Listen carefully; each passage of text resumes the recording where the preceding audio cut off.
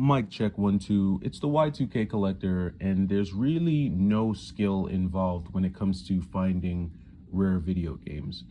A lot of times when you watch these rare pickups or these video game pickups, whether it be on YouTube or TikTok or Instagram or whatever the case may be, I think a lot of times people think like, man, they watch these videos, I think sometimes trying to figure out how they can find um, really good deals, or how they can find rare video games in the wild. And there's really no skill, there's no rhyme or reason to it. Honestly, a lot of it is purely luck. It's timing and luck. There is no amount of skill or building YouTube watching that's going to make up for good timing and good luck. Now you might say, well, Y2K, how do you get good timing, or how do you build good timing? Well, in my opinion, it's the simplest way to explain it is really just looking at it as how many opportunities are you giving yourself, right? How many opportunities are you giving yourself to find a really good retro game or any video game? How many opportunities are you giving yourself to find these deals on a weekly or monthly basis? Are you putting yourself in position? Are you putting yourself in spaces where people are likely to bring retro video games? Are you going to your local mom and pop shops? Are you going to your local thrift stores? Are you going to pawn shops? Are you going to yard sales? Are you going to flea markets? Do you go to the GameStop in your area? Those are where you create those opportunities. Now, am I saying that you need to go to these stores every day? No. I think that the best way to do this is to find a way to incorporate visiting these stores into your daily or weekly routine, right? If you have to go to a supermarket or a dry cleaner or a gas station that's within 100 feet of a video game store or a pawn shop or a thrift store, if you can spare 5 or 10 minutes to run in there real quick and see what's going on in there, that's an opportunity that you created for yourself. Are you going to find a rare game every single time? No.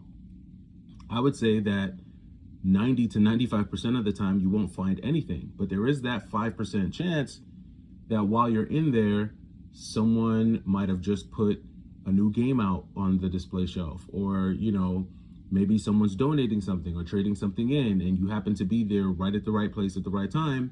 And by giving yourself that opportunity, now you have a chance of snagging a good deal. So it's really about giving yourself as many opportunities as you can on a weekly or monthly basis. If you only put yourself in the spaces where video games are going to be 2 to 3 times per month, well, you're not giving yourself a lot of opportunities to find good deals. So that's my explanation for timing, for being in the right place at the right time. A lot of it is just based on, it's a numbers game. How many times per month do you give yourself the opportunity to find a good deal, right? I, thought that when I got to California, I'd be able to go to a bunch of like yard sales, because this is like the yard sale capital of America, it feels like. But I don't even go to that many yard sales. I just don't. I don't even, because I'm working during the week and I've got the family and I got the kids, a lot of times I just don't even have the energy to get up early in the morning and try to hit like 5 yard sales. I don't. I'd rather sleep in, watch cartoons with the kids, make breakfast. That's kind of my thing. Now, in doing that though, I know that I'm limiting the opportunities. Who knows? I could have found even more deals had I gotten up early and done that, but I'm not. The other thing too is that there's a level of competition for some of this stuff that I'm just not willing to engage in. And I know a lot of times those yard sales and flea markets and stuff, they can get a little contentious. So I'm not about to get angry and get, aggressive with someone over video games. That's happened a few times on the East Coast. And to me, it's just not worth it. It's not worth the aggravation or the headache. I can find video games through other channels. So that is the best thing that you can do in terms of things that you can control to find really good deals. Other than that, a lot of that stuff is out of your control. Like you can't control a lot. You can't control when someone else is going to decide to sell their stuff. You can't control when an employee at a thrift store is going to decide to pull that really rare game out of the back and actually put it in the display case. You can't control when someone's going to misprice something. A lot of that stuff is just out of your control. So there's really no skill involved there. Now, as I said, the one thing you can control is how many opportunities you give yourself to find rare games. The second thing that you can do, or the second thing that you can control, is the message that you're sending to everyone around you, both everyone that's around you physically, like, within arm's reach of you, both physically as well as, online. If you're telling your friends, your family that, like, hey, I collect video games, I buy video games. If you're telling everyone, hey, I'm into collecting video games. Hey, if you have a collection, I'm interested. You can sell it to me. I'll give you good money for it. If you're doing that, then that's something that you can control. That's a behavior that you can control. And those are actions that you can take to, again, create more opportunities for yourself. Because the more you tell people that, then, when it comes time for them to sell something, or if they do find someone, or if they hear about someone who has a friend, who has a sister, who has a brother, who has a coworker, who's looking to get rid of all of the games that they just found in their storage unit, guess who the first person is going to be that they're going to call? They're going to say, oh, well, hey, look, I know someone. He buys video games. He's near me. Let me give you his number. He'll give you a good deal.